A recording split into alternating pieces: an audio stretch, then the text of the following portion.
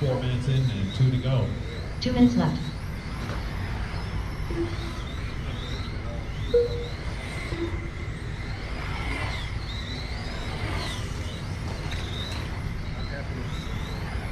So we've had a few issues with the car that we've been working through over the past couple months, and everything has finally came together. I was hoping just in time for a big indoor event this weekend, which I decided to skip.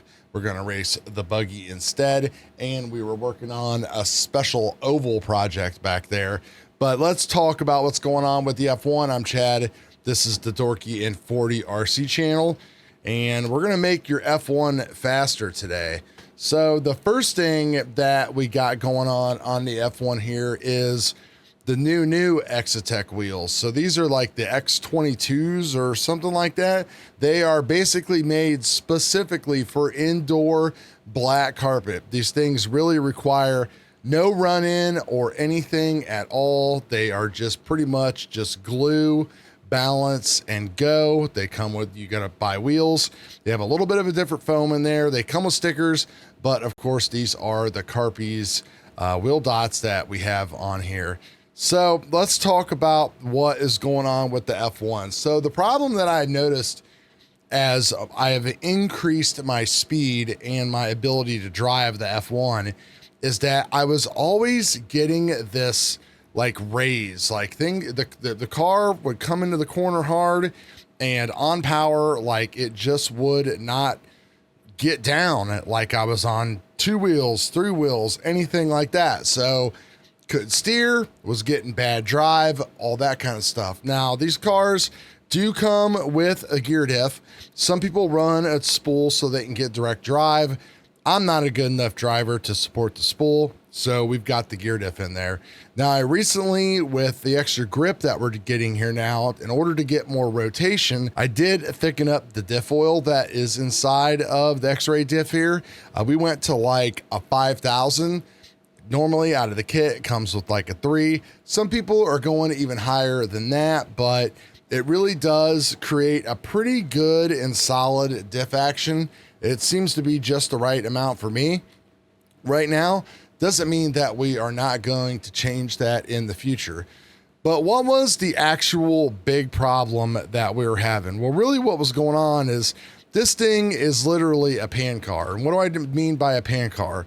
Well, it has a front chassis and then it has this rear pod. This rear pod on this one pivots on a little pivot ball. It's controlled by these side links, and underneath here are 2 springs that control the pod. And then you have side damping tubes right there that are filled with oil that basically will help the car rotate. Well, what was happening to me is that I would look at my car and notice that like my pod would never come back to center. See how like when I raise this side, it drops back down and vice versa. So literally what we found was going on was back in here where there is a wing mount right in the center of your screen.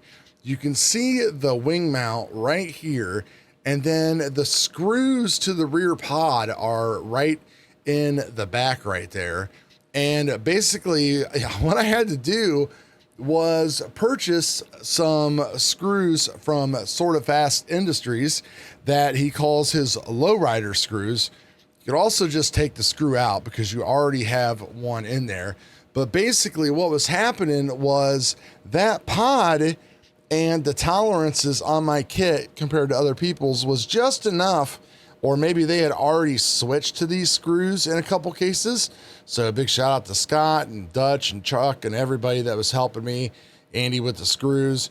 But basically what was happening was that was catching and it was holding the pod in each direction. So I wasn't really getting the pan car, just wasn't being a pan car. So since that wasn't working, then I wasn't getting any action out of my side springs, my tubes, my dampers, or anything like that. And that's why the car would not stay planted. You know, we tried all kinds of different things, taking out roll center shims, adding them back in, this and that. None of that worked. So we got that part done, I think, by like the second heat. So we still had another heat. and a main and all that kind of stuff. So we went through and I started making some other changes to the car. Now that I actually had a car that was working and was turning properly and was able to hold the power that I was putting down. And, you know, we'll show you the video here. You can see what we actually were able to do. I mean, I ran my most laps and my fastest times yet, which on this layout is still not that great, but I'm not hating because I'm still a new driver and I'm enjoying myself and having fun. One of the other things that we did is that the Xray up front here has some caster inserts here. The stock setting is 9. I moved those and flipped them, and that gives you 4. Typically, when you reduce caster, in some cases, you're always supposed to end up getting more steering, but in these vehicles, and it was the same thing in my 12 scale, it doesn't work as the same as old RC analogies go. So reducing caster actually took away steering, and it just made the car easier to drive. You know, it wasn't over driving itself. So we did that, and then we took out the roll center shims in the front, and, you know, that basically, you know, brought everything back up a little bit, because when you add shims, you're actually lowering. When you're taking shims out, you're actually raising. So, you know, we got that all set up. We got everything leveled up. The other thing that I needed to do was I needed to actually thicken up and freshen up the oil that was inside of the main damping tube. So this shock that is inside of pretty much every pan car gives you a little bit more of a resistance and action. So, you know, it controls the progression in the spring. So that way, when you enter a forward drive, it kind of just helps push the car along. So everything is going really good with this F1 car now. So bouncing around between a lot of different classes, but this thing is still my favorite, even though I'm loving this new oval truck. But, you know, these F1 cars are great because the tires last a long time. The body blasts, it doesn't break, and all this kind of stuff. The wings and stuff take all the impact. I remember I was scared to death to drive this thing the first time, that I was going to break this thing in half. But I have ramped it, I've rolled it, and everything else, and it is holding together just fine. So if you've got one of these, definitely check the back end of the clearance screws there as well.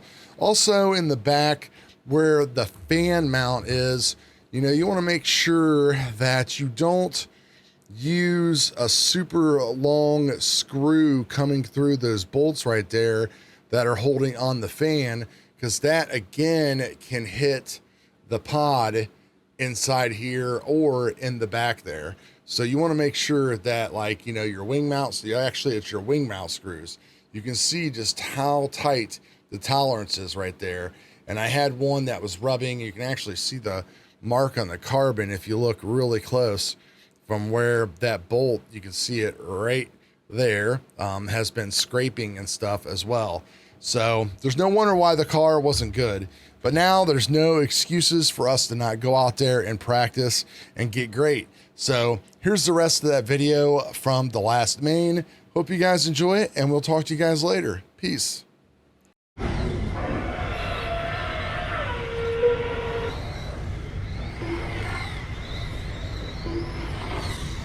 Scott leading us around. Buck Nasty in number 2 spot. Chad in the 3.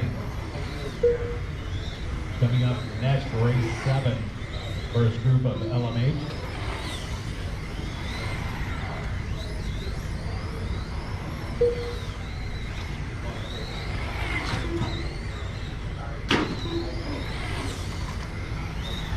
Three minutes left.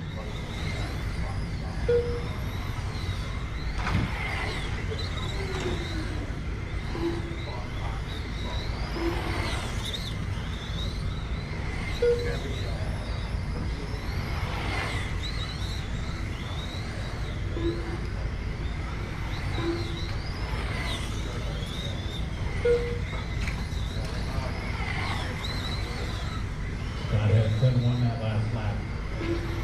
11-2 for Chad, 10-7 for Buck.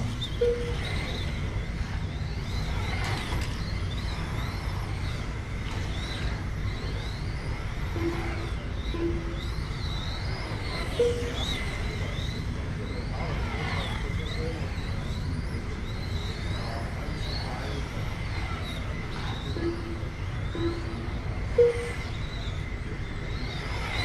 just about 4 minutes in and 2 to go. 2 minutes left.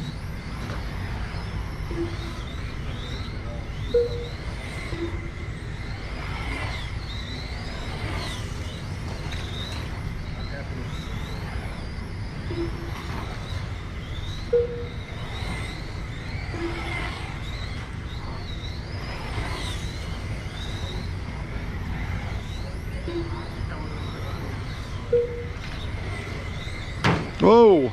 1:30 left.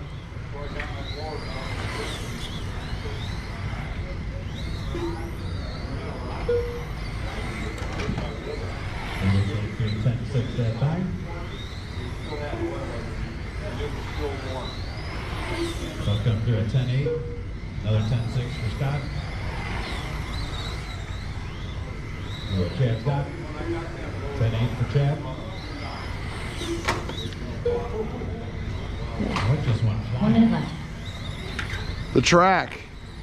That was the track. Yeah, the 3D print broke.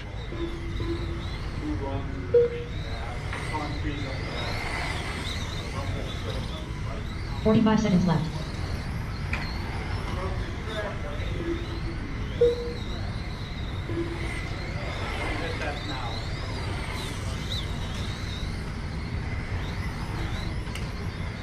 Uh, 30 seconds left. Whoa. Seconds. Too much break.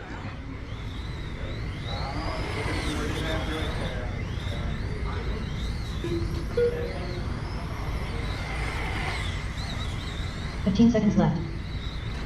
Let's get a good laugh at the end. Who's got one for me? Give it to me. Buck at 10-5, Scott at 10-4. What's Chad got?